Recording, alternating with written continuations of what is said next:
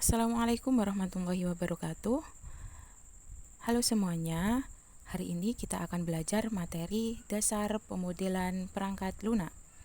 Nah, apa sih pemodelan perangkat lunak itu? Pemodelan perangkat lunak itu adalah proses membuat gambaran dari perangkat lunak sebelum kita menuliskan codingan atau kode. Nah, contoh modelnya itu apa? Yaitu yang pertama ada diagram alur. Ada yang kedua yaitu diagram kasus atau use case. Yang ketiga ada diagram kelas atau kelas diagram. Nah, manfaatnya apa? Untuk memudahkan kita dalam perancangan, untuk mengurangi potensi kesalahan pengembangan juga.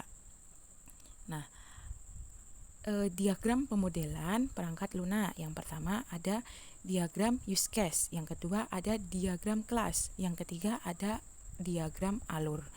Diagram use case itu menggambarkan interaksi antara pengguna dan sistem.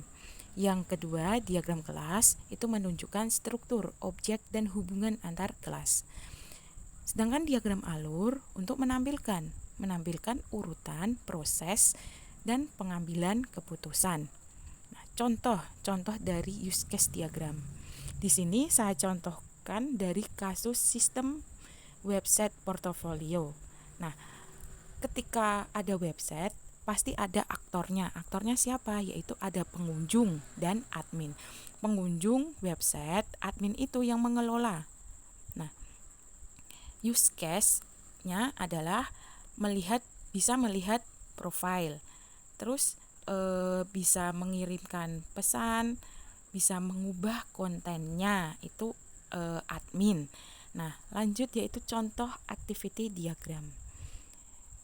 Di sini dicontohkan yaitu pengunjung mengirim pesan di website.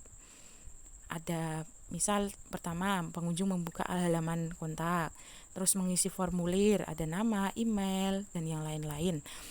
Yang ketiga, klik kirim. Terus sistem penyimpanan data ke database menampilkan pesan berhasil. Itu adalah aktivitas atau diagram activity.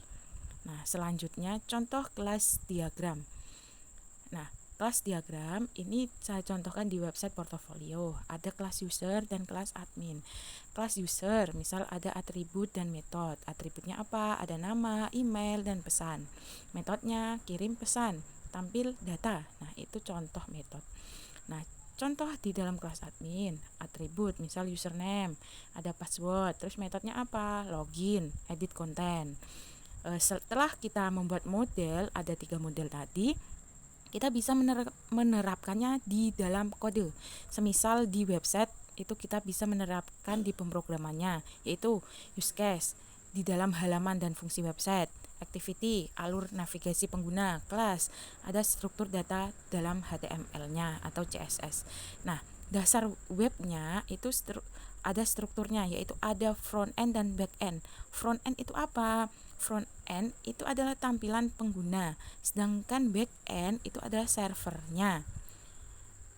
Nah, ini contoh implementasinya di dalam HTML dan CSS-nya.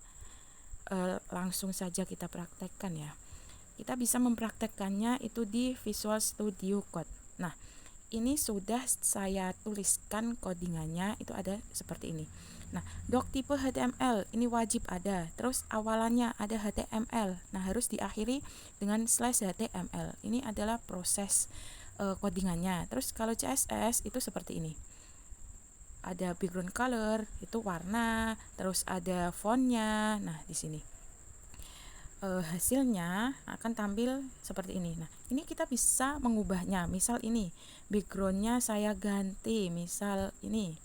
Nah, terus ini tulisannya kita ganti semisal hijau. Nah, gini.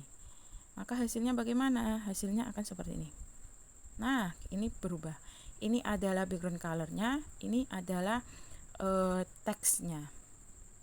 Nah, itu adalah contoh pemodelan perangkat lunak. Nah, di situ.